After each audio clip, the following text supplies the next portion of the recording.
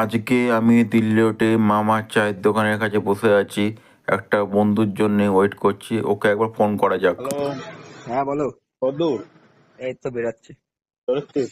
হ্যাঁ আর আর কজন শুয়োপোকা আর শুয়োপোকা সোয়েটার পরতে গেছি শুয়োপোকা গায়ে। আবার হ্যাঁ ওদের ঘরে কি সভ্যকাই নাকি সবসময়? আর সোয়েটার আর পরিয়ে নিবেন, ফেলে রেখে পারলে না আমি পরবো না ওটা।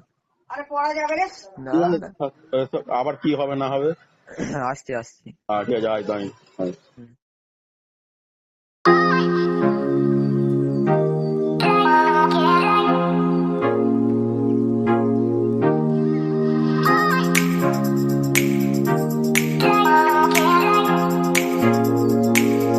আমার এই বন্ধুরা ফেসবুকে প্রোফাইল খুলেই যাচ্ছে খালি। খুন পর অবশেষে ওর দেখা মিললো।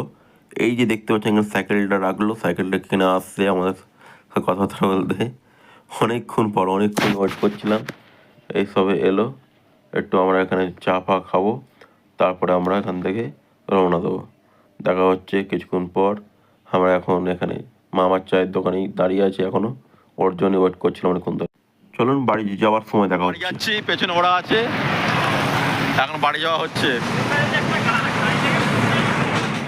বিদায় করে নিচ্ছি, কালকে আবার দেখা হবে। Good night.